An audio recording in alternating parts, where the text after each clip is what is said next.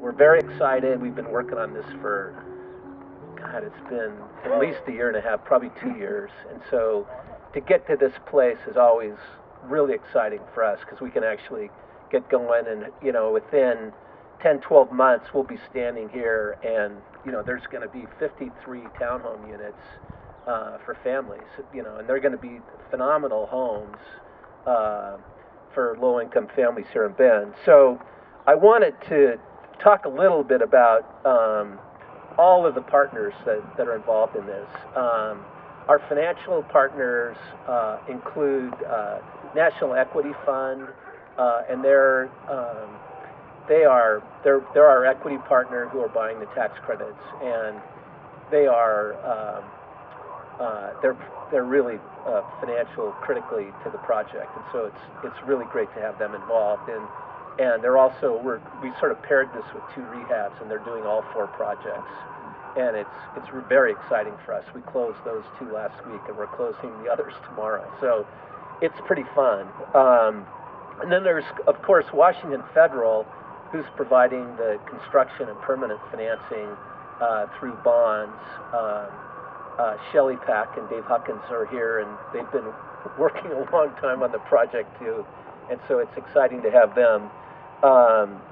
And then, of course, the City of Bend. I mean, the City of Bend is actually putting in $1.1 million in affordable housing fee loan on this project. So it's actually a no-interest loan for 30 years, and it really makes this deal work.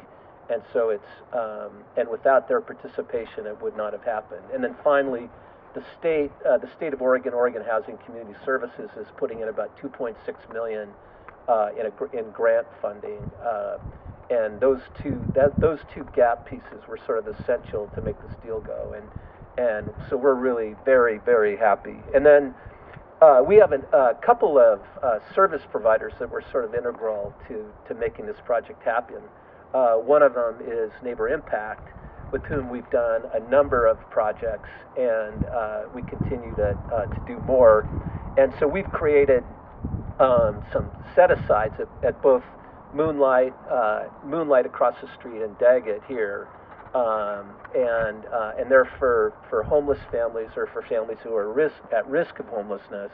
And then there's also a small set-aside for families involved in reunification. So it's where someone has had issues with the law, and the Neighbor Impact is providing some transitional support for them to sort of reunite them with their families. And so that's a real problem today for folks.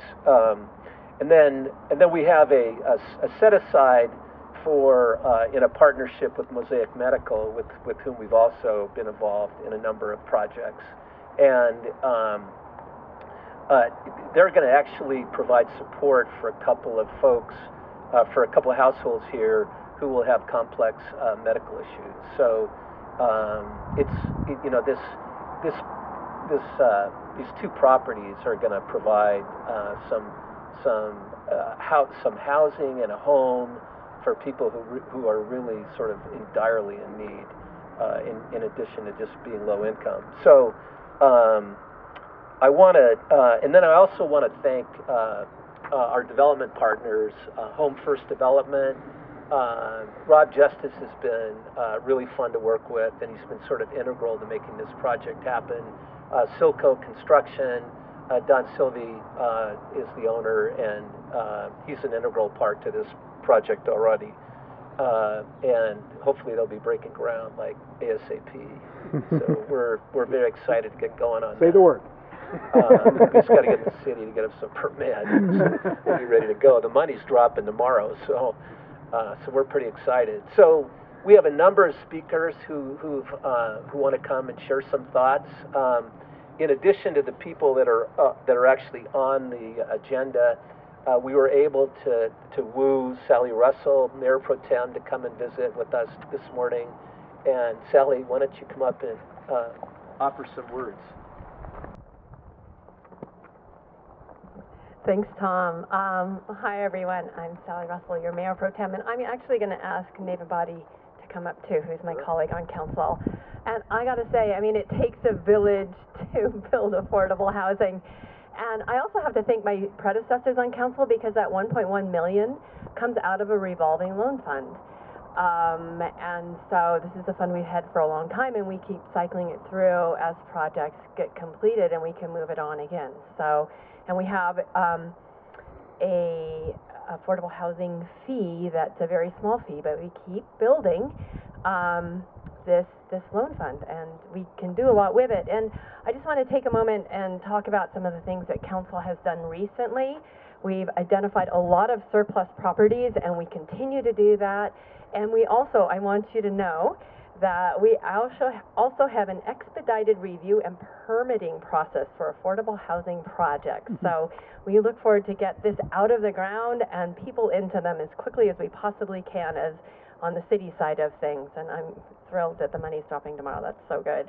But I'm just going to say a couple more things. I mean, we have low-income rental housing property exemptions through the city. We've done many things for affordable housing the last couple of years, especially at the city and through city council. One of the more critical things that is really important, I think, in really making this financially feasible is the SDC exemptions that we approved.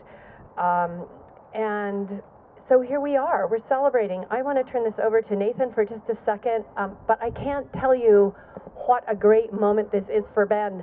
And we have a lot of these projects queued up, and so we're going to be celebrating a lot if everything goes the way it looks. So here we go. Thanks, Sally. Thanks, all, for coming. It's no secret to anybody that we've got a housing crisis in town, and this is the sort of thing that solves it. Luckily, we're rising to the occasion. We're doing the things that we can do. We're doing things that we have planned for years, and also new things at the city level that we haven't done before. This project, the land that we're standing on, was actually given by the city of Bend for this project. The 1.1 million in contribution from our affordable housing fund is the largest that we've such funding that we've made to date. I look forward to more of that in the future. I hope in the coming years there will be so many groundbreakings that there aren't enough counselors and staff to show up to them all. We need to take this kind of thing and march it out all over the town and the region and do more and more and more until we've addressed this problem, because it's frankly large enough that it is one of the greatest risks that we have, I think, to our town right now is the affordability crisis with housing. And there's not enough that we can do, but certainly we are doing more and more and more, and we will get there eventually. I don't like to think of this so much as groundbreaking, but we're hallowing this ground. This is the kind of thing that the city and our partners with Housing Works and the builders in the area, this is the sort of thing that we can do and we must do to keep our town livable and affordable for everyone who wants to stay here and for those who are coming here. I always tell people when they're curious about the affordable projects that we build in town here, these are our nurses, our firefighters, our policemen. These are the folks that are in our service industry. These are us. This is our town. The more of this that we can do, the better, and I congratulate everybody here for all the hard work that they're putting in. Thanks for having us, and please let us keep working on this. Thanks. Thanks, Nathan, Sally. And yes, this is ground that was surplus that we bought, we're buying on a bargain basis. We actually closed it yesterday. And we did get an SDC deferral. And all of those things make this deal happen. Our next speaker is Scott Cooper. He's the executive director at Neighbor Impact, and they're a key partner in what we do. Thanks, Tom. Tom mentioned that Neighbor Impact is getting a set-aside out of these two properties to support, among other things, our family reunification through housing program. This is a new program that we had started about 2 years ago with the Department of Human Services related to helping families who, but for housing, would be able to get their kids back and reunify their families and remove their kids from foster care. And since that time, we've been able to run a little more than 70 families through that program. The average cost of a child in foster care in the state of Oregon is $26,000 a year to care for that kid. And when we're able to put them back with a family, we eliminate that cost. The savings to the state of Oregon since we started that program is a little over $1.2 million so far, and it climbs every year that the kids stay out of foster care. So it's an amazing partnership that we're able to do here thanks to the partnership between Neighbor Impact, the Community Action Agency, Housing Works, the Housing Authority, and the Department of Human Services. And it's one example of many partnerships that we do with our friends. We took a property that we sold a few years ago, Healing Heights, some of you may know it here in Bend, and instead of reinvesting the proceeds from that into our general fund, we set it aside as a revolving loan fund, which Tom's able to tap into as he needs it in order to do pre-development costs and acquisition costs in order to accelerate the pipeline for construction. And that keeps things moving. We take the proceeds from the interest that's paid on that fund and use it to fill the gap in funding our housing stabilization program, another unique and innovative program that helps us be able to get more units on the ground faster. We think about housing as being the end of the process, but housing for many families is just the beginning of the process, and they go on to become contributing members of our community, folks that are able to get their feet under them, get jobs, get their kids back, get enrolled. It's amazing how far we can go with this. I took our models about a year ago to the National Community Action Partnership in Washington, D.C., and I was explaining to the group of about 1,000 community action agencies that were gathered there how things work in Central Oregon. And the response I got from the audience surprised me. They all said, there's two problems with your model. Housing authorities and community action agencies can't work together, and community action agencies and housing authorities can't work with departments of human services. It's like cats and dogs, and it won't happen.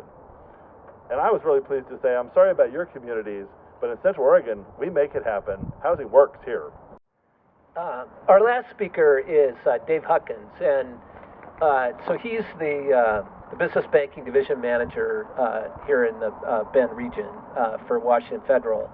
And as you know, you can only build what you can finance, and so Dave and his crew are very important to making this happen. Dave? Shelley, you want to come up too? Sure. Shelley Pack is really the one that was behind the desk pushing all the numbers and trying to make this work for the project. But for Washington Federal, it's really just a simple decision to participate in the project. Simple because we know of the need for affordable housing in the community, and we also know that Housing Work has been able to put several projects in place that are high quality, attractive, and sustainable, and we want to support that. And so we are very honored to be a partner in the project and look forward to its completion and the opportunity. Thank you, Tom and group, for the opportunity. Thanks, Dave and Shelley. So the last thing I wanted to do was, so Claire Sequin, who's the director at Oregon Housing and Community Services, wasn't able to come today, but she sent a letter and she requested that it be read today. And so I want to read an excerpt from that. I'm sorry I cannot attend this event today, but wanted you to know that all of us at Oregon Housing and Community Services are with you in spirit as you celebrate this important accomplishment. Your work and the work of everyone in the community continues to have an impact on the lives of so many in need of affordable housing. We at OHCS are very proud to be a partner with all of you in these efforts, and we look forward to more events like this in the coming years. So, nice thoughts. So, anyway, so that's it. Thank you for coming out. We want to do the ceremonial gold shovel thing, so let's do that right now.